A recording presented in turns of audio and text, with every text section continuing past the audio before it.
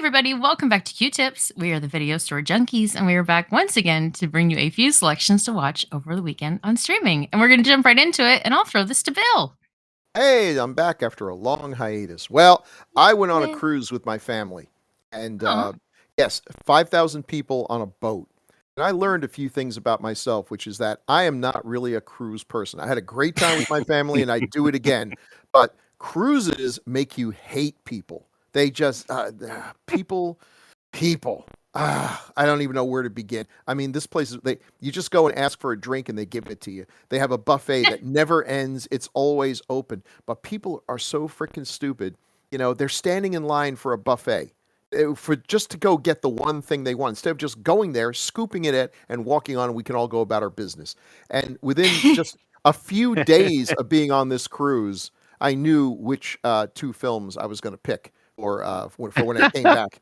So the first one is Deep Rising from 1998, where a bunch of people go on a cruise, and thank God, giant vampire squid show up and kill them all. And I was like, I'll probably get killed with them, but it'd be worth it to see some of these people. They say cruises are like places where swingers go. I was like one of the most attractive people on this boat. It was slim pickings, but wow, it doesn't matter how grotesque people are. They will wear Speedos and inappropriate bikinis. It would just make you swear off even thinking about sex. Just unbelievable. But Deep Rising's great. It's got Treat Williams, who recently passed away and really should have done more cool stuff. Famke Janssen. It's got that funny guy from the Mummy movies, Benny. Yeah, he always plays the same character, but he's great at it. And it's got Wes Studi, who's just the best, and Anthony Hild, who always plays a jerk, and he plays a maximum jerk here. The vampire squid are CGI, and this is 1998, early CGI, and yet I find it, it's not convincing, but it's a way more entertaining than a lot of the CGI you see now. This is just a fun monster movie. It's got a great monster. It's got an engaging cast. It's pretty much paint by numbers, and what happens, what's going to happen. When the one guy is about to he's being eaten by the squid. He's got one bullet left in his gun. He goes to shoot himself, but used up his last bullet shooting at the heroes. That's what you get, jerk. And it's got a cool ending. Unfortunately, it came out around the same time as Titanic and sank without a trace, much like the actual Titanic. So Deep Rising just did not get the credit it deserved. It's a fun monster movie and definitely worth seeking out.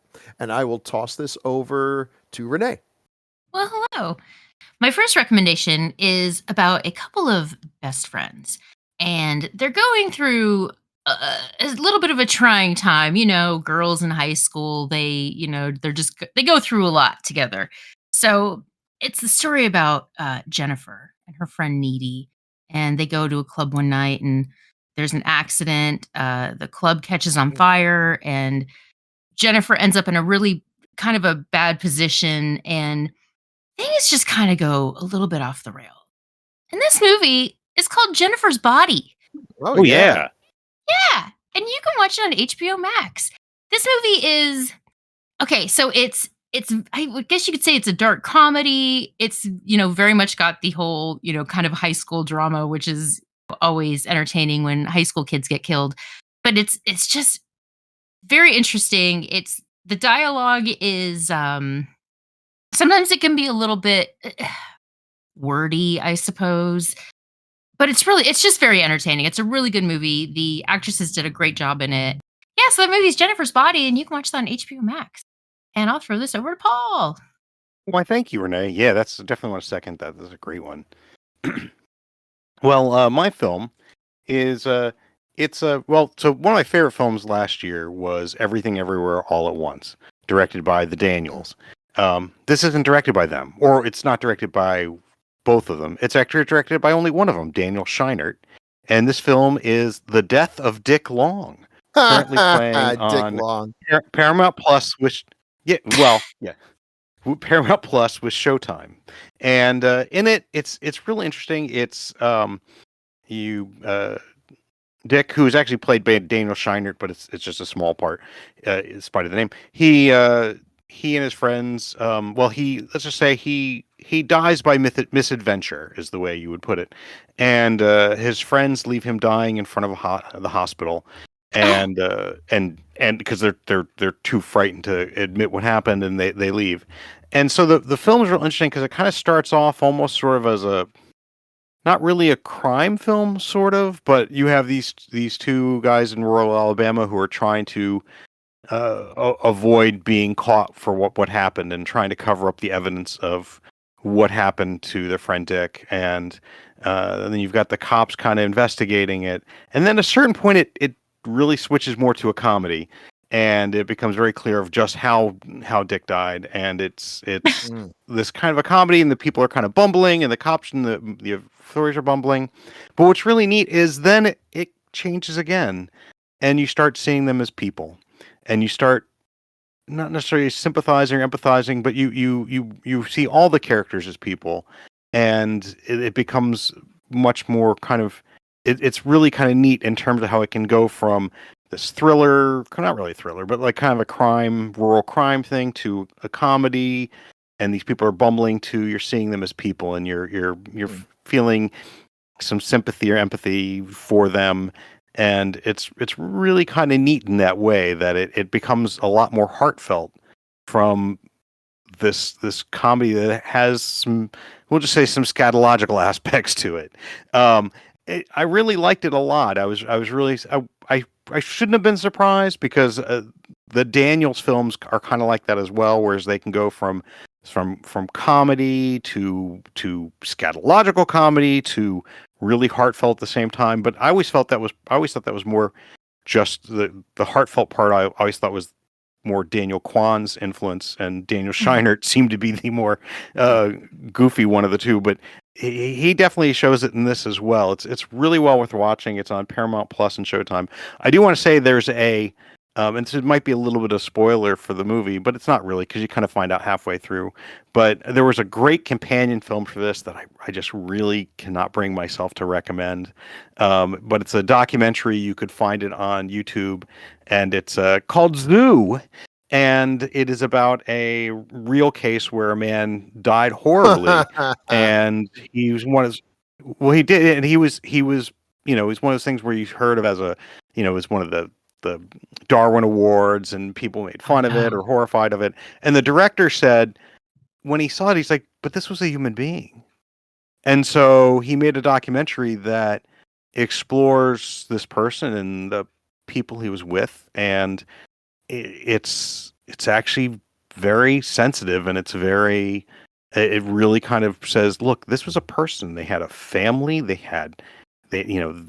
died horribly. They did something incredibly stupid and really, honestly, I think morally repulsive. But it's interesting. It does the same thing as the death of Dick Long, though I think it's just a lot harder to recommend. But you can search it out if you want. It's called Zoo. It's, I think, from 2007, I think. It's a documentary. You'd find it on YouTube. But I recommend, actually, of the two of them, I'd say watch The Death of Dick Long. It accomplishes the same thing in, I think, a more enjoyable format. And speaking of people who love animals, I'll pass this to Bill. Oh. But not in a weird way. Yeah. Okay. So then, after thinking about all the people on the boat being eaten by giant vampire squid, I felt kind of bad. Aw. Then I went to go get a Bahama Mama, and apparently the people who the bartenders, they were really generous. They did not water down the drinks like I expected, but they don't seem to have any concept of first come, first served. Like, you could be waiting there and people come and go, and they pay attention to them before they get to you, and it's really not fair. And then other times someone will have been there before me, and then they come to me. I'm like, no, you got to go to this person. And then just to show me, then they never come back to me ever again. Then, okay, so once again, just filled with hatred. So my second film is 1953's Titanic. They've made a bunch of movies about the Titanic. I don't want to give away too much, but it hits an iceberg and sinks. I mean, they're not breaking any new ground here. But here's the thing that makes this movie so great. It's really not about the boat. We all know what happens. They were trying to break the record. They hit the iceberg. The captain goes down with the ship, but the guy who belongs to the company that owns it is a cowardly dickweed and jumps in with the women and children. And yeah, okay. What makes this great is that it's really about Barbara Stanwyck and Clifton Webb, two actors I really, really like. And they play a couple. This marriage cannot be saved. She's basically on the ship taking the kids away to America because Clifton, as he is so great at acting, has a stick up his ass, and she just wants them to have a real childhood with blah blah. And anyway, he's like, "Listen, you can take the daughter because what the hell? But my son stays with me, the fruit of my loins." And that's where she drops the big bombshell that nope. Ain't the fruit of his loins. It's the result of a one-night stand that she had years ago. Oh, And Clifton is like, well, then you can have him, and I never want to see him again. So for the rest of the trip, he is just being a cold bastard to this kid who obviously loves his dad.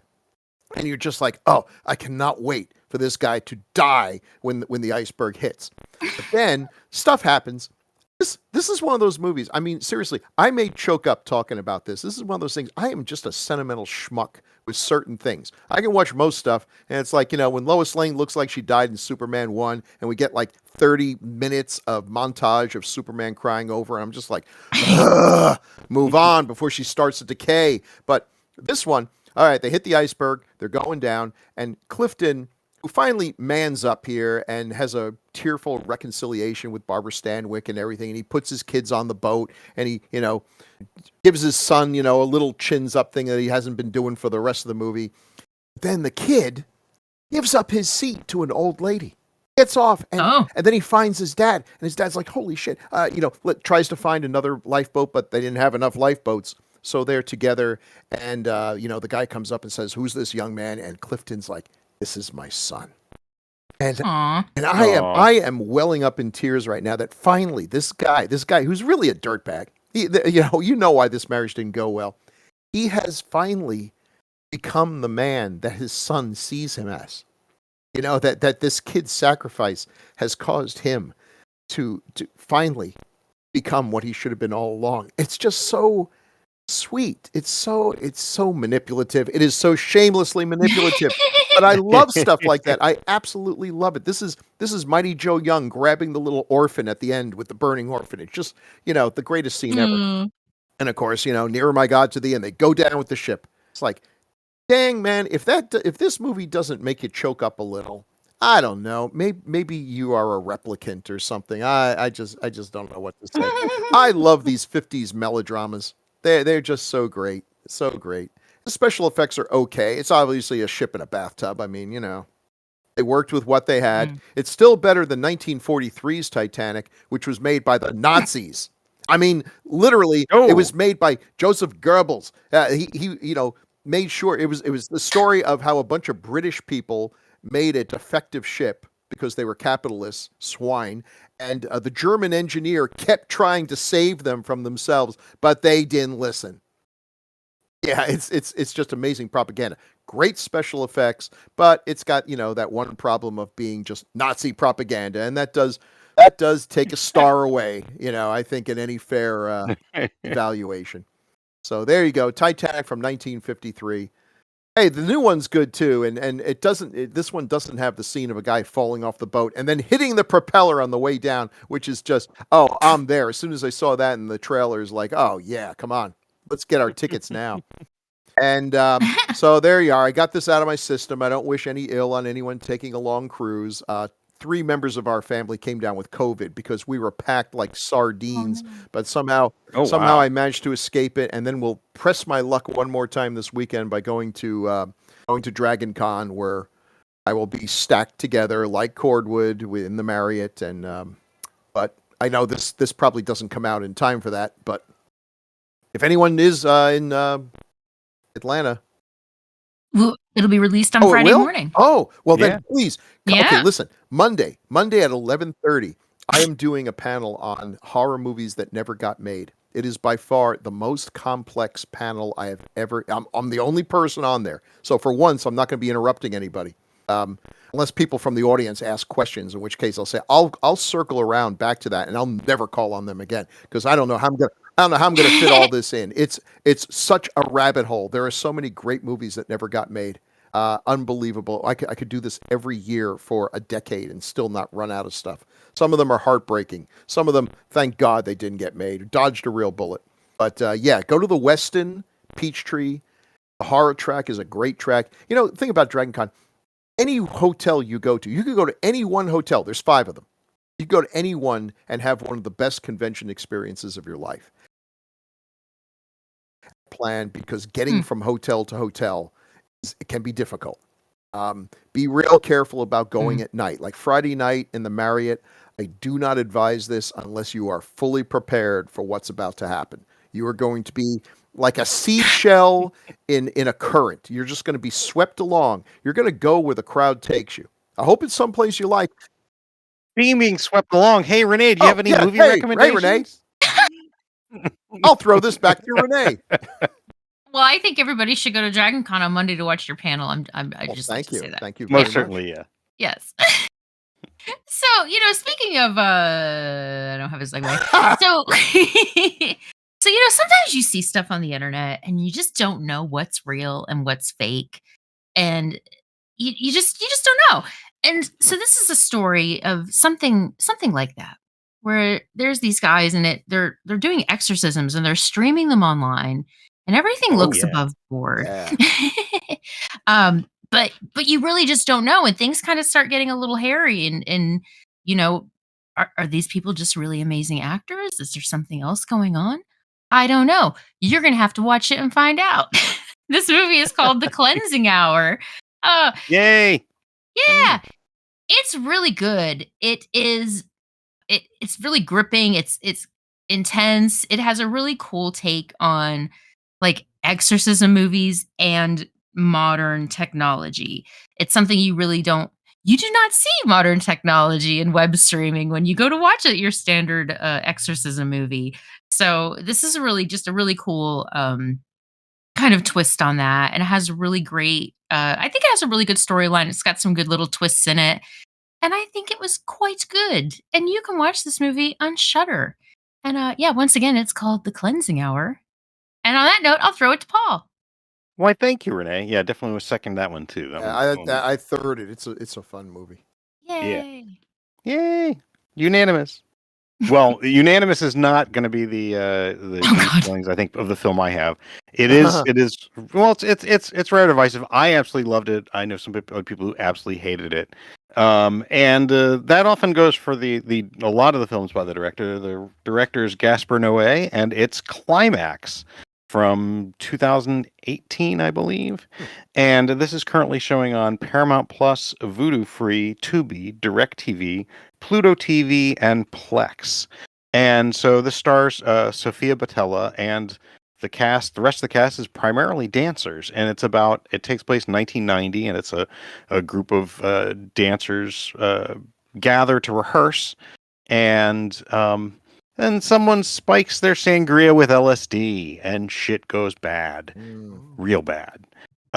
It's really neat. A lot of really long takes, which I'm always a big fan of the long take. In fact, the opening has an absolutely gorgeous dance sequence that's amazing the way it's shot. The camera itself is almost like one of the dancers, the way it's handled. Beautifully done. And then shit eventually descends into chaos, and the camera work even descends into chaos, which is pretty neat. The fact I think it's like I read like the last 42 minutes are one continuous take, and it just, oh my god, it gets difficult to watch for so many reasons. It can be pretty brutal, but it's amazing. What's also interesting is it's mostly improvised. It was, I think they said the script was like 5 pages long, and like I said, Sofia Boutella, and there was like one other actress who was an actual actress. The rest were dancers, and it just was pretty amazing. I know some other people who absolutely hated the film, and it may be hard to watch both because of the movement of the camera and what's going on, but I think it's well worth it. It's so that's Climax by Gaspar Noé, And again, that's on Paramount Plus, Vudu Free, Tubi, DirecTV, Pluto TV, and Plex. And I think that's about it. For the weekend of September 1st, Bill recommended Deep Rising, available on Hoopla, and Titanic, available to rent. I recommended Jennifer's Body, available on Max, and The Cleansing Hour, available on Shudder. Paul recommended The Death of Dick Long, available on Paramount Plus with Showtime, and Climax, available on Paramount Plus, Tubi, Vudu, and Pluto.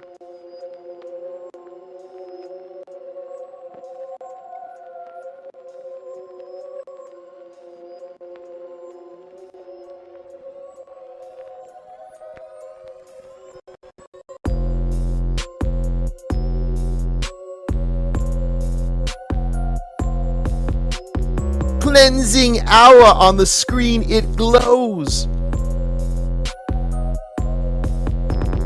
Live streamed exorcism, evil dog throws. Demons unleashed, reality sours. Horror's delight in haunted hours.